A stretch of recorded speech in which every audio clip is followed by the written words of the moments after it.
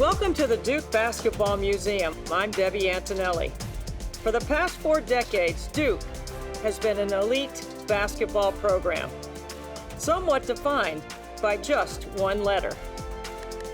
On this special edition of The Rise, we're going to sit down with former head coach Mike Krzyzewski and talk family, life, and basketball.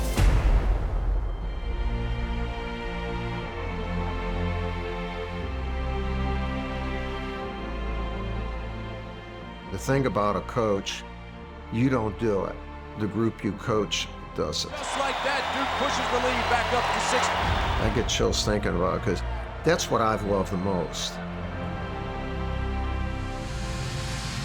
Obviously, at the end, you can hoist a trophy. That's great.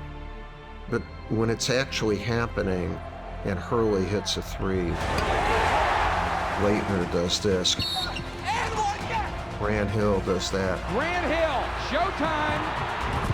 Reddick goes off for 40 points. Reddick, way outside. Square. You're right with that kid. These kids have taken me on in moments that I would not have achieved as an individual player. That's what I've loved about coaching. Same thing with the U.S. Are you kidding me? You know, all those moments. Been a lucky guy, luckiest guy on earth.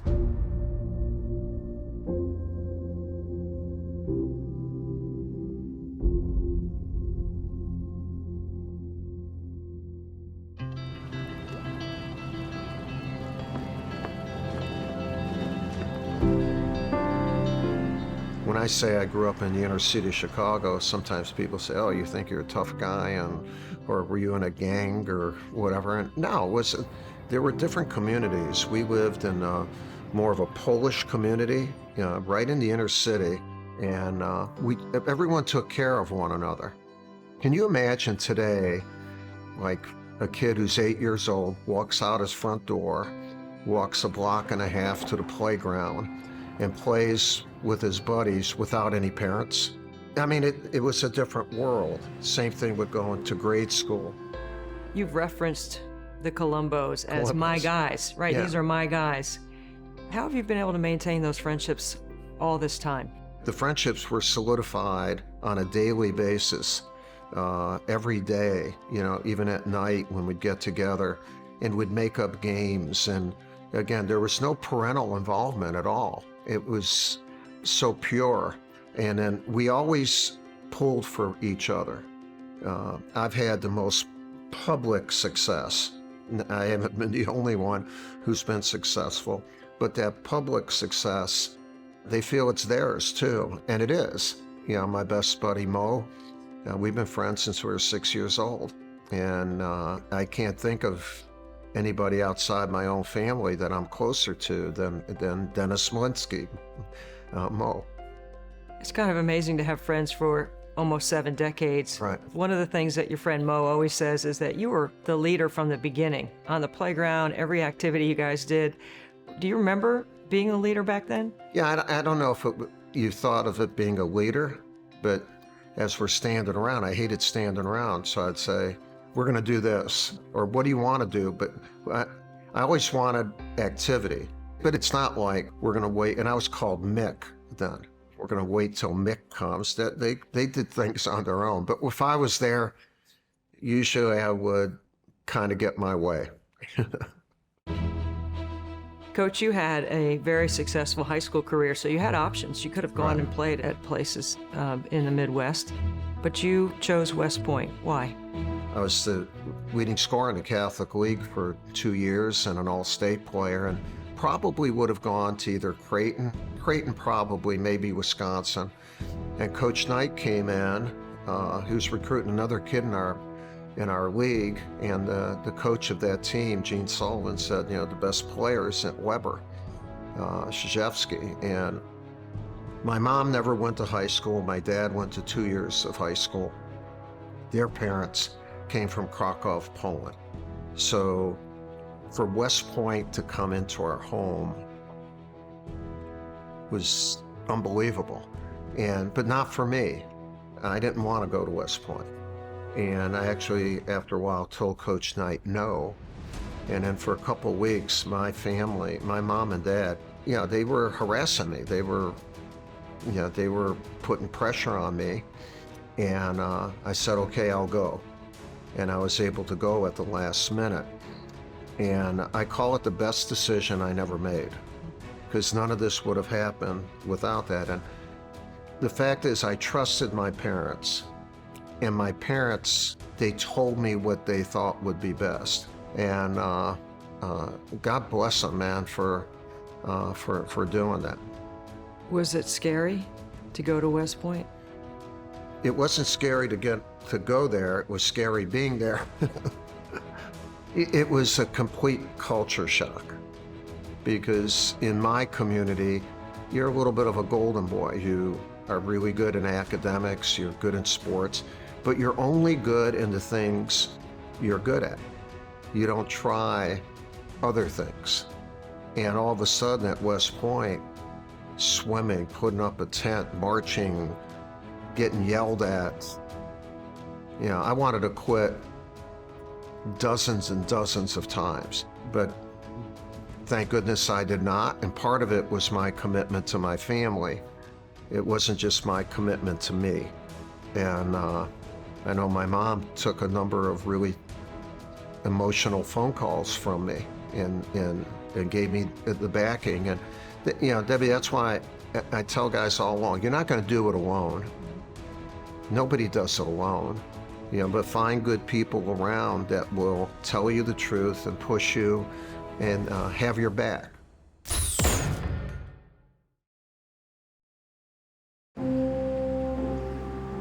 You mentioned growing up in Chicago, that naturally that would make you a tough guy. West Point and the things that you endured there to be able to come out, how did those things steer you into coaching?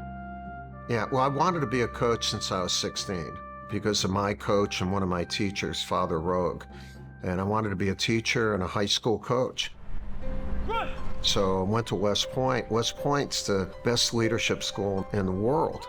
And then I played for Bob Knight, who's one of the great coaches of all time. So I not only learned about leadership and forming teams, that's what a leader does, I learned the game from one of the best coaches. It was like a double dose of all this stuff. One of the things you learn as a cadet is failure is never your destination. So whenever you're knocked down, you get up. But when you get up, you don't always get up alone.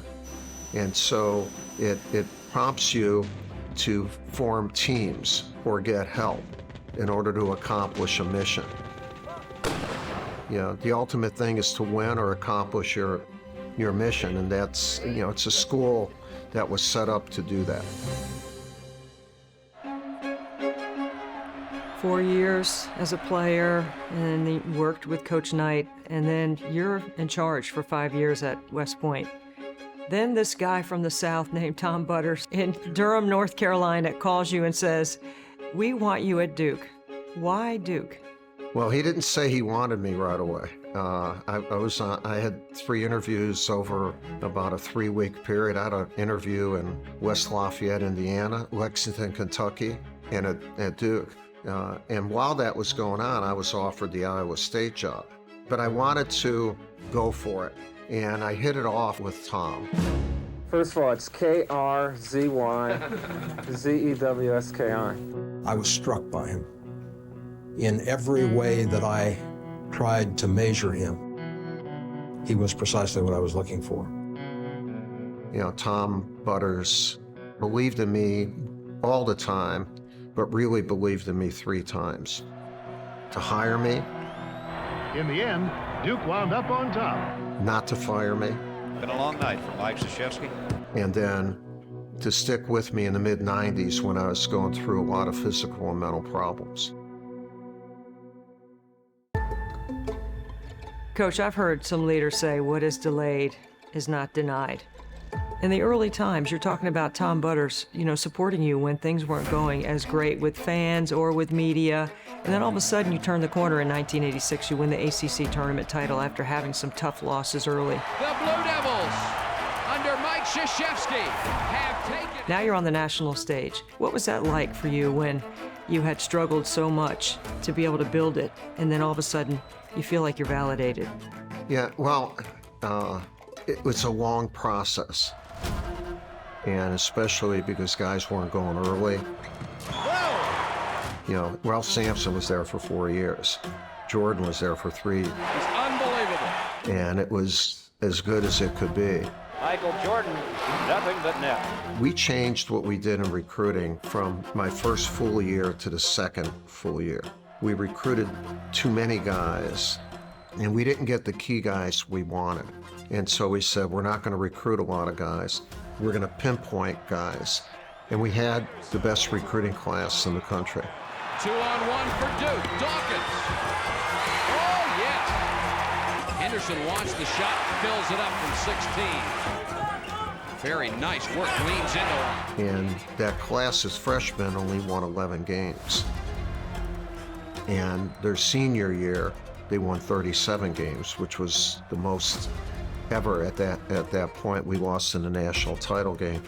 So I think more than validation, it was we understood what we needed to do at Duke to be competitive at a high level. And that was through recruiting and bringing in guys of high character and high talent. Prolific scoring Johnny Dawkins. We wanted to be in that arena that would determine a champion, either a league or a national champion. And I think that's the program that we built. 5 titles, 5 different rings. You rotate through which rings you wear? I'm fortunate I have a lot of rings, and Debbie, all of them were thrills. That's it! The Blue Devils have won it! Thing about a coach, you don't do it. The group you coach does it. I get chills thinking about it, because that's what I've loved the most.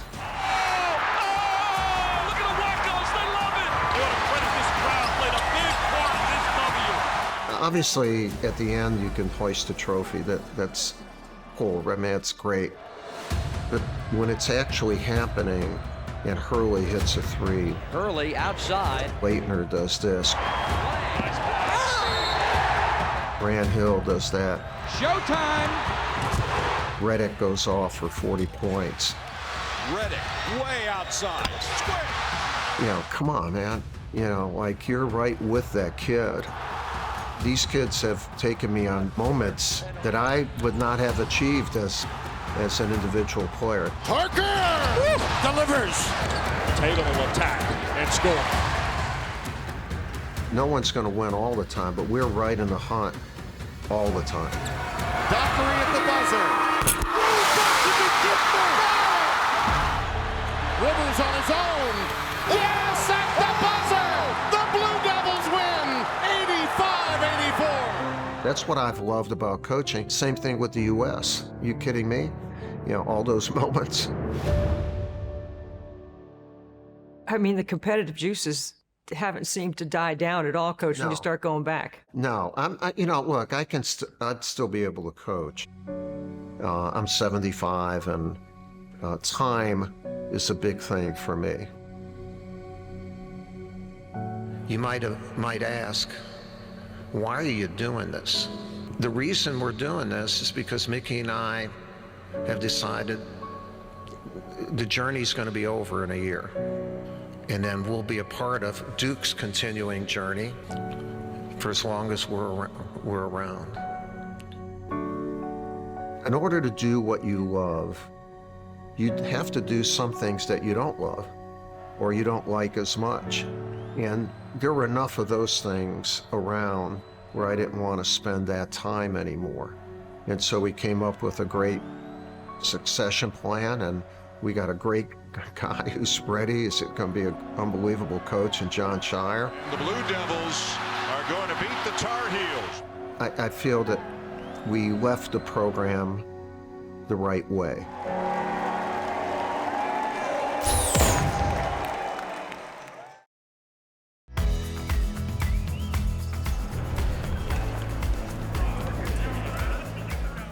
Coach, you always lead with family. You always mention that. Mickey, your #1 supporter, your wife, 53 years by your side. It's amazing. In 1969, you graduate and then you get married? Same day. That's kind of crazy, right? It would never happen, I think, anymore. But yeah, when we look back, we said, yeah, maybe we could have waited a day or something. I graduated in the morning. I then had to move out of my room, and then by 5 o'clock be at the chapel. Crazy, just really crazy. What has she meant to your career? Yeah, Mickey's really smart and very creative. We've been really good partners, teammates, really. We got into coaching. She saw 2 is better than 1 if 2 can act as 1. And she's been an integral part of my time at West Point, my time here at Duke. And so have my daughters. I've learned a women's wisdom. Sometimes it's been forced on me, but that's good. And for me to be exposed to that difference and then say, you know, it's probably the way we should be thinking. And also to know that they have my back. We call ourselves in our group text the starting 5. And I'll start crying. They've been wonderful, so wonderful. Coach, the balance or the rhythm that you and Mickey found in raising your 3 daughters, what was that like? I think balance is a key thing for people in any leadership position. If you get torqued out on just doing your thing, it's not going to be good for you eventually. We always made sure we had family time. I can remember when they still had film, and I'd be in our home and watching film on a big wall. And Debbie, at 8 years old, is watching with me. And she wanted to watch because at the end, it would just be the white light, and we could do all kind of puppet figures. But they also learned the game. Mm-hmm. My daughters and my wife, they understand the game. We watch film together a lot. In the evening, he'll bring it home, and I'll know what his game plan is. And when that's not working out the way it's supposed to, you know, I'll get particularly frustrated. Vicky Krzyzewski, Mike Krzyzewski's wife, a little bit glum right now. We know everything you've done has been rooted in family. Just to take you back. This is the Duke locker room, Mike Krzyzewski's office of sorts. He spends a lot of time here, as well as across the hall on the basketball court and on the road recruiting. This is Mike Krzyzewski's family, and this is where Mike would be sitting if he were here. They're accustomed to his empty place at the dinner table. Just no, like it's great. Talking to him on the phone. If I was there, they wouldn't listen to anything I said. Hello? Yeah. Hey, Dad. Basketball is a way of life for them, too. That's because great. Even though Mike and Mickey have 3 children, it's almost like they have 15. That's crazy. We have Christmas together with our whole family. We bring everybody. There are about 18 of us in our home. My wife gets pajamas for everybody. And you too? Me too. Sometimes I put them on. And in a weak moment, I will do that. And then we spend 2 marvelous days together. So family has always been a big thing for us. When this special edition of The Rise continues, Mike Krzyzewski looks back at his career and the impact he's made beyond basketball. Imagine these kids if they're given that opportunity.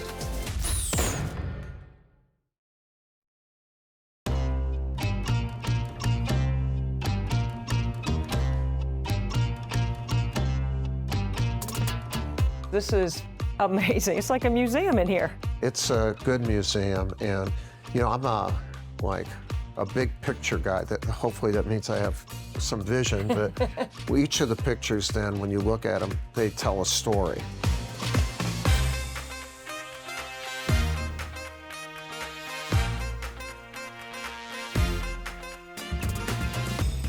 Over here is a lot of great memories.